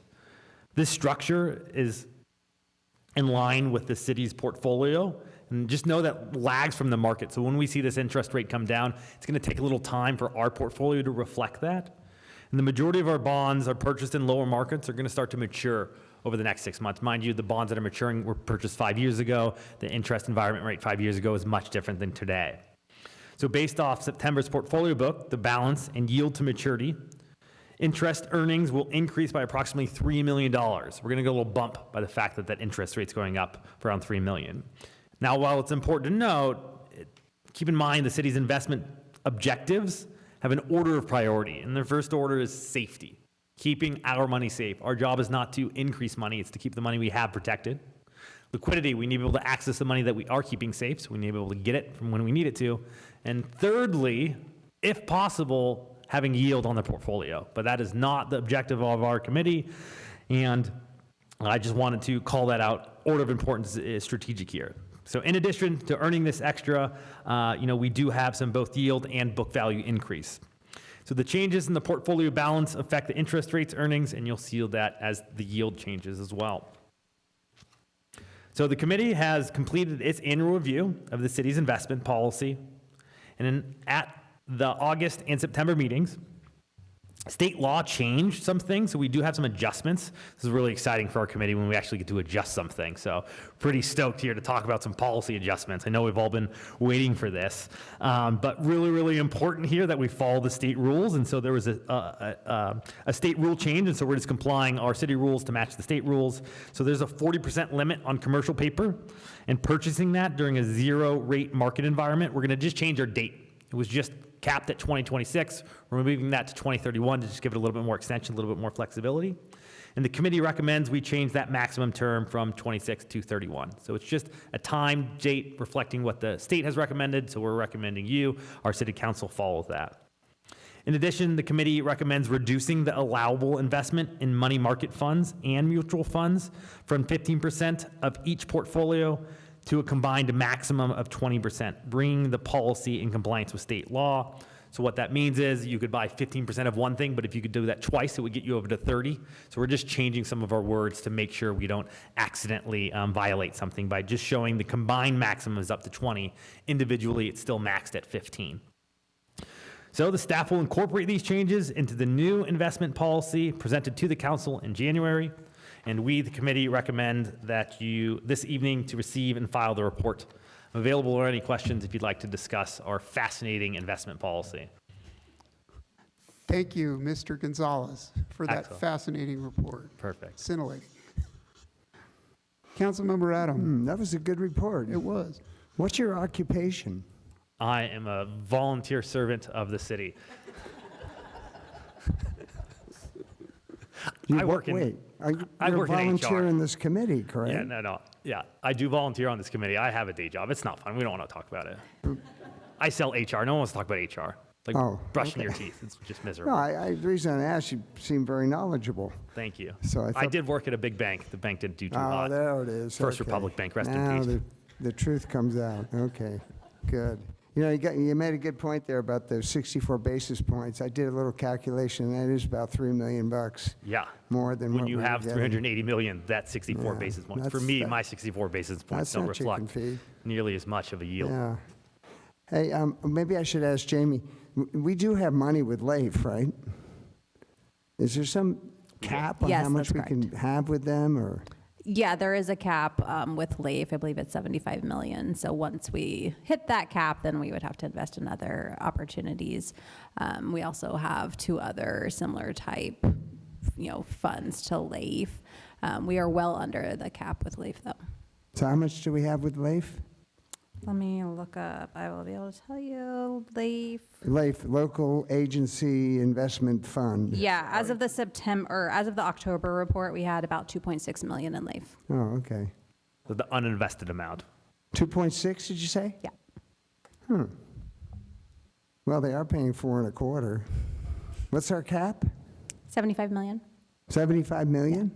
We also use CalTrust and CAMP, and they have higher yields than LAIF does right now. So we've put money there instead of LAIF. Okay. Well, like the gentleman said, the whole principle here is preservation of principle. So we're not necessarily goal. looking to. It's the name of the game. Keep what we have. Exactly. That's exactly right. All right. Thank you. Appreciate the report. Thank you. Thank you, Councilmember. Are there other questions? Councilmember Engler. Just a comment. Thank you very much for the hard work. I know as we do the interviews with everybody, some of our interviewees are very anxious and really want to get us a better return on our money. It's easier for me to say we're very safe with the money than to chase returns. I never want to have to try to explain to our public how we lost their money. So I appreciate the restraint with which you're showing in your advice to our treasurer. Excellent. Thank you. Cheers, Mikey. And I'd just like to, a question and a comment. The question is on the 5-year, the laddering of 5-year Yeah, let's talk about it. shorter notes. Mm-hmm. The idea is that, is it that interest rates are unpredictable beyond that, so it's better to have shorter term paper that gets laddered this way? Well, first of all, we have to because it's an investment policy. So there's not a lot of latitude on what amount. I guess what I'm we have in asking the is, bond. is the reasoning behind that policy. I think the 5-year increment just seems to be the best bang for your buck, where we can get these bonds, these non-callable bonds, and we can roll them every month. And so as a new month comes out, we have a 5-year-old bond that's maturing. And so we're laddering these not in 5-year intervals, but actually monthly intervals over a 5-year time horizon. And so every month, we're usually getting about $4 million maturing from these bonds that we can either choose to reinvest, put into LAIF, invest in another project. And so this laddered portfolio just makes sure we're managing things, and we have a good chunk in the market invested, but we have the cash reserves as needed should you guys want to invest in a project. Right, And- right. And we're doing, I'm sorry. I was just going to add to your point, there is Please. interest rate risk the longer the term is. So Exactly. Yeah. So we're better off having a relatively short to midterm window. We've had an inverted yield curve 5 recently years. where Exactly. the further out you are, you're actually making less money, and the time of money concept means it's a poor investment. You prefer to have that a little bit closer to us. Exactly, right. We get in these crazy inversions where the 2-year pays more than the 10-year or something like that. It's a scary economy to be living in if that's the case. It but yeah, doesn't that make sense but I do want to echo Councilmember Engler's point on, I think you were getting the order of priorities exactly right, that it is preservation of capital and then liquidity and then yield. And yield is a distant third when it comes to managing public money. collateral benefit. Absolutely right. So really appreciate all the hard work on this. Thank you. Excellent. Thank you, Mayor. Any other questions, comments? I will entertain a motion on item 13B. Mayor Pro Tem Taylor, Yep, I'll move 13B. please prepare us for a vote. And that motion passes 5-0. Thank you. Again, thank you. Cheers. We have one public hearing this evening. Madam Clerk.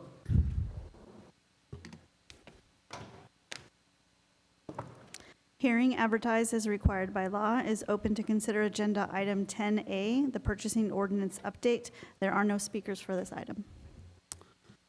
Thank you. And presenting on this purchasing ordinance update is the city's purchasing supervisor, Andrew Becker. Good evening. Good evening, Mayor Newman and members of the council. I'm Andrew Becker, Purchasing Supervisor in the Finance Department, and joining me tonight is our Finance Director, Jamie Boscarino. Tonight is the public hearing and first reading amending the provisions of the purchasing ordinance of the Thousand Oaks Municipal Code, Title II. The purpose of this hearing will focus on highlighting the need to update the purchasing ordinance to improve efficiency, transparency, and alignment with current city operations and best practices. I will discuss the findings and research demonstrating public purchasing trends relevant to the proposed changes. Then I will reflect on the outcomes of stakeholder discussions held across city departments, a summary of the proposed purchasing ordinance changes, and finally, I will conclude with our recommendations. The goal of this project is to modernize and streamline the city's purchasing framework so it is efficient, clear, and aligned with current economic conditions and industry best practices. Over the past several years, the cost of doing business has shifted significantly. Inflation, supply chain disruptions, and market volatility have driven up the cost of goods, services, and construction materials. These conditions have made it increasingly important for our purchasing thresholds and processes to reflect today's realities and support timely, well-managed procurements. In our purchasing ordinance, we strive for efficient procurement practices that hold ourselves as good stewards of public funds, establishing procedures for public works projects that satisfy the lowest responsive and responsible awardee, and that these procedures remain streamlined and operational in the interest of our staff and the public. Our most recent update to the purchasing ordinance occurred in 2017. And at that time, the city aligned construction contracting authority with public contract code requirements.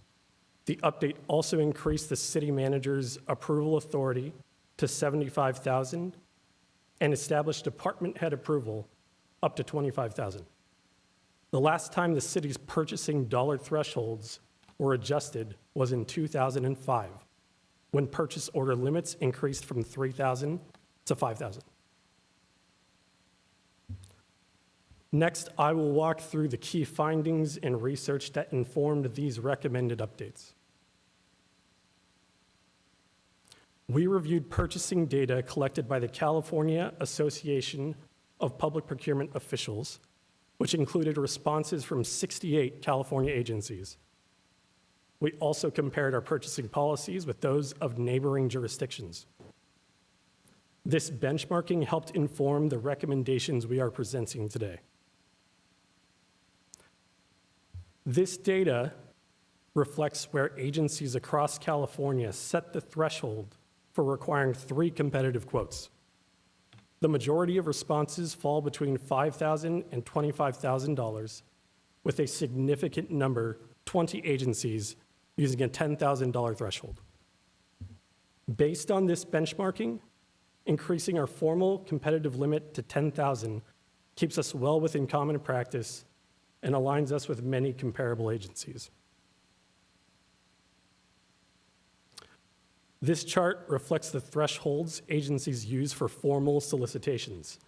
The responses vary widely across the state, but many fall between the $50,000 and $150,000. 18 agencies use a $100,000 threshold, which aligns with the update we are proposing. Based on this benchmarking, moving to a $100,000 formal solicitation threshold remains consistent with common public sector practice. The city's current $5,000 purchase limit was established in 2005. Since then, the value of that threshold has changed significantly due to inflation. Based on Consumer Price Index data from the Bureau of Labor Statistics, purchasing power has decreased by approximately 66% since 2005. In other words, the same $5,000 purchase amount today would cost more than $8,300. This change in value reinforces the need to update thresholds so they reflect current market conditions. I would now like to share input gathered through our citywide stakeholder discussions and how that feedback helped shape these recommendations. Purchasing led 15 focus groups with staff across city departments between May and August. These discussions helped us understand day-to-day purchasing challenges and experiences with the current ordinance.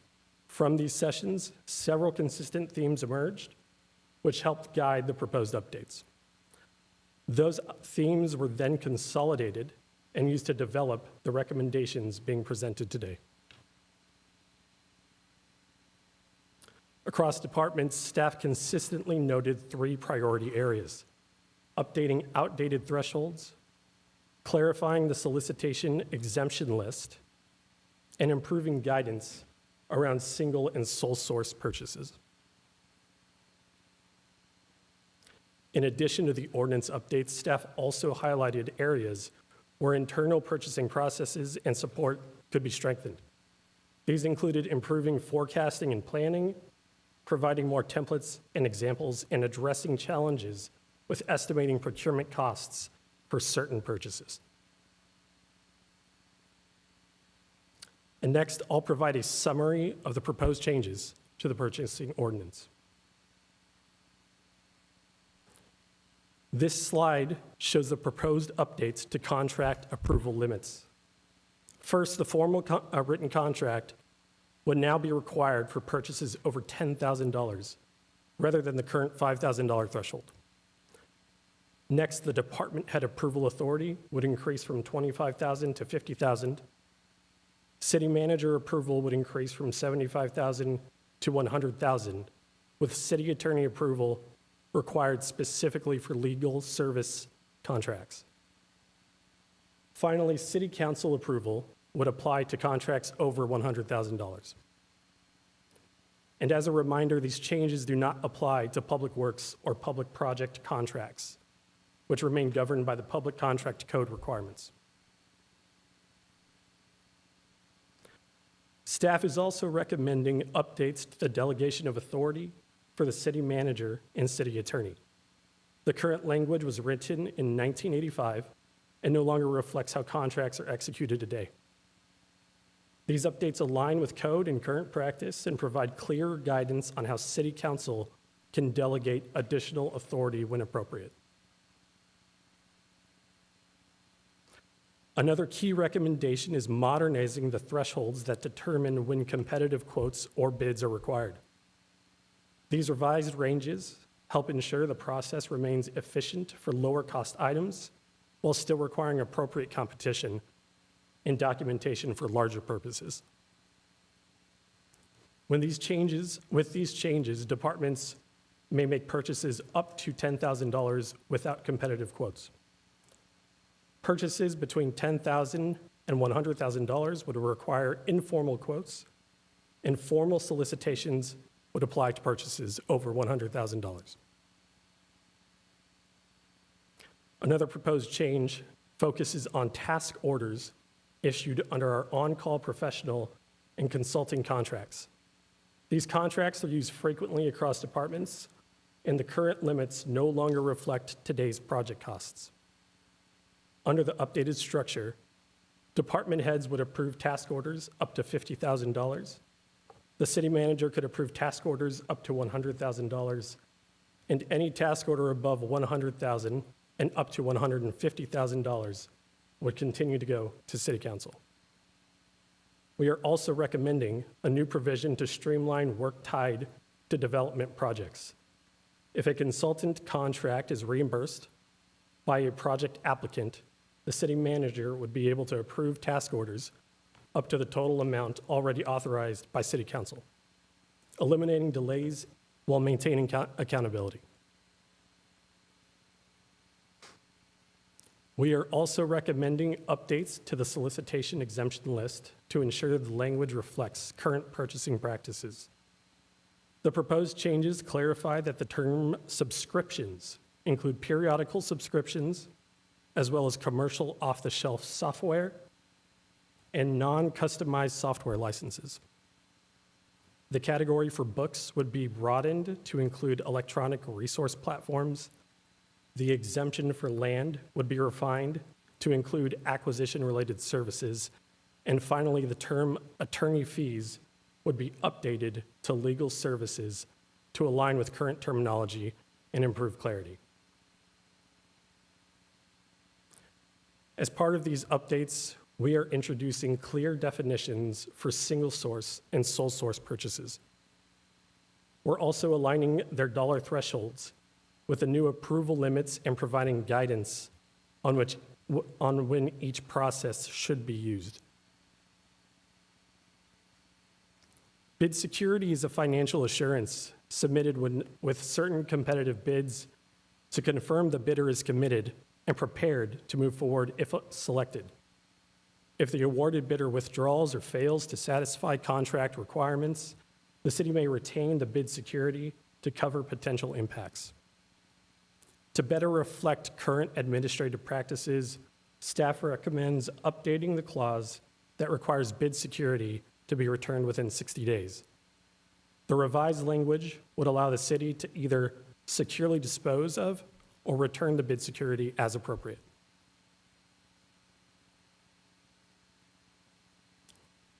In summary, our recommendations are that council read in title only an ordinance amending the certain purchasing section of the Thousand Oaks Municipal Code, including authority levels and thresholds, to find that this project is exempt under CEQA.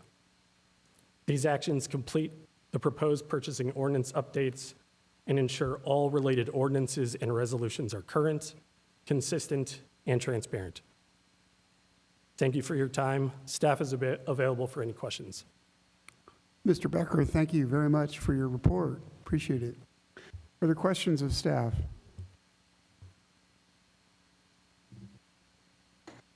Wow, no questions. That's how thorough, and I do want to make a comment to acknowledge how comprehensive an update this is. It will streamline things, and it is very far-reaching. So I appreciate all the work that went into this and the time that you took to walk us through it and explain all the changes. Much appreciated. Thank you. So hearing no questions, I will close the public hearing and ask the council for discussion and or a motion. Councilmember Adam. Oh, thank you, Mayor. Well, I think it's obvious that after what it's been 7 or 8 years now that we take a look at this inflation and all these different things have happened since then, and that these thresholds from the past are outdated. And appreciate you doing this. When it comes to the department heads, the city manager, the city council, let's give them a little more latitude, streamline the process, and make a lot of sense. So I will move. 10A. What is it? 10A. 10A. 10A. Thank you, Based on Mayor. the- Thank you. Based on the recommendation. My screen's very tiny. Yes. Very good. Any discussion? Madam Clerk, please prepare us for a vote.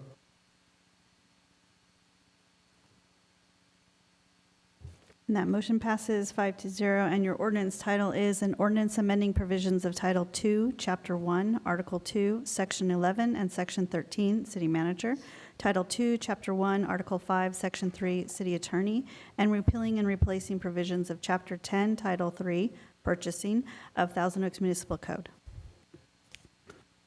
Very good. Again, thank you to the finance staff. Much appreciated. Next up is a department report. This is another municipal code amendment initiation related to accessory and junior accessory dwelling units, MCA 2025-70003. And while staff is getting in place, I will mention that presenting this evening will be Community Development Technician Matthew Mateo.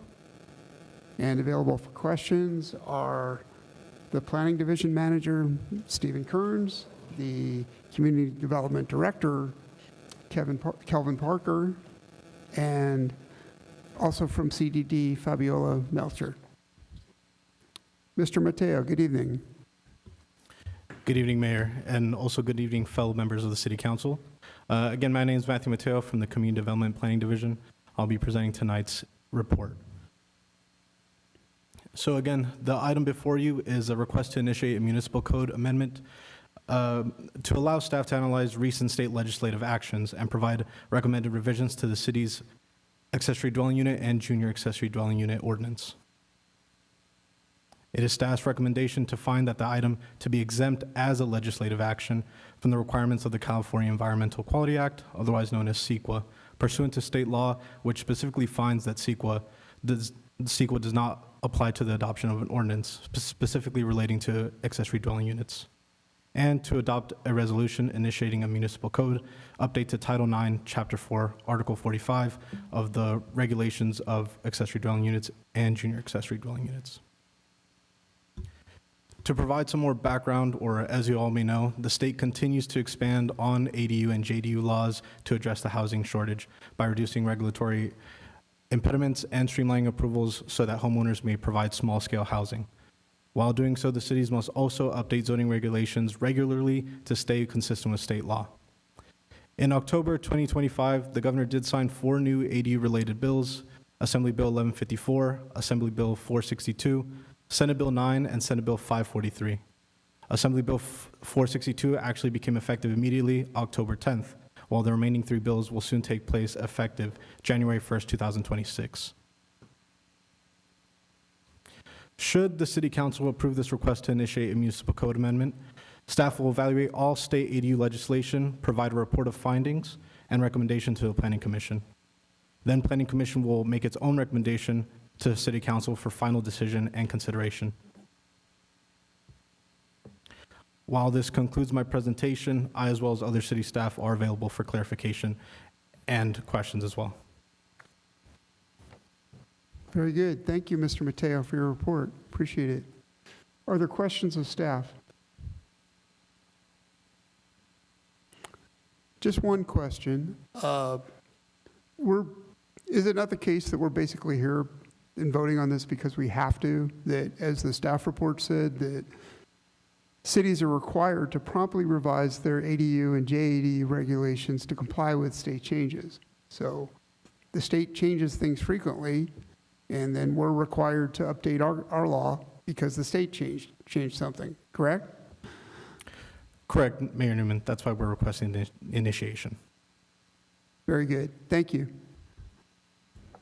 Any other questions or comments? Very good. I'll entertain a motion on this item.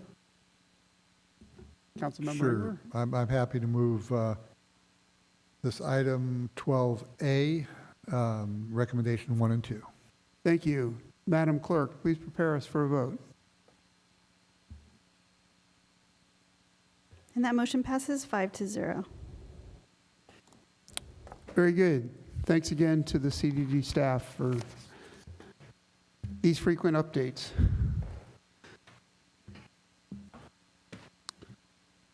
Next up is item 15 is a trip report. The week before last, council members Engler, Gutierrez, and myself spent 5 days in Salt Lake City at a National League of Cities conference. And with the trip report this evening is Councilmember Engler. Well, thank you, Mr. Mayor, and we were pleased to go together as a group to Salt Lake City, representing the city at the National League of Cities event. We were assisted mightily there by Mina Leba, our legislative analyst. There was quite a few, I'm looking for my notes here, things that came up. I was involved in several of the discussions. Our 2 of my colleagues here, Councilmember Gutierrez and Mayor Newman, were on panels presenting to the to the gathering on different topics. And I was proud to see them up there representing the city, not only by attendance, but by being one of the leaders in the group. There's quite a bit of talk at this meeting about the effects and the coming effects of AI in both general terms among the community, but also applications within our own cities. There was in terms of, I'm on the Public Safety Committee, in terms of public safety, AI is beginning to show a lot of promise in terms of being able to quickly scan data to be able to help with quickly bringing to justice people who are seen by Ring doorbell cameras. They can process thousands of hours in a matter of moments, and it helps the police to identify folks who might need to be brought in for questioning. In terms of the general public, AI, there are a lot of different applications in the general public. Two things that caught my ear, one of the experts that I was listening to talked about coding, computer coding for programs, said that within 2 years, no one will be coding without the assistance of AI, within 2 years. He said 10, he thought maybe 8 years, no one will be writing anything without the assistance of AI.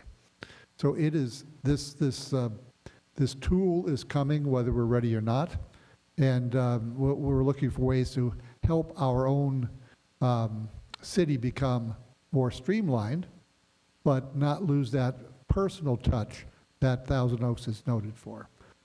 In terms of some of the other items, well, I'll leave it at that. There was a lot of different topics that were covered, and I want to again thank MENA Labor for helping us out there. Thank you, Council Member. Yeah, I'd echo that. As usual, our purpose is to go where Ms. Labor directs us. She knows all the honors. I see you've got some hardware there, Council Member. I wanted to let everybody know the council and the city manager and the city has decided to create a technology department. For years, we've had a part-time approach on our technology. Even given our part-time efforts in the National League of Cities, we were voted number 9. We're the 9th out of 10 cities across the entire country. Population is up to 125,000. We were number 9 in the country, and proud of this award. Given the fact we don't even have a technology department yet, we are in the process of creating that. If you look at one of our items on our consent calendar was to buy furniture for a new actual physical space to put our technology department. We were given this award based on the sterling efforts of our members even before we had a department. And then secondly, there were several things that, there's a group of vendors that are there, but there's also group meetings in which there's giveaways. And we were saddened that 2 of our members weren't there to be able to receive these giveaway items. So I'm happy to present my colleagues, Mr. Adam and Mr. Taylor, with these handy-dandy National League of Cities athletic socks.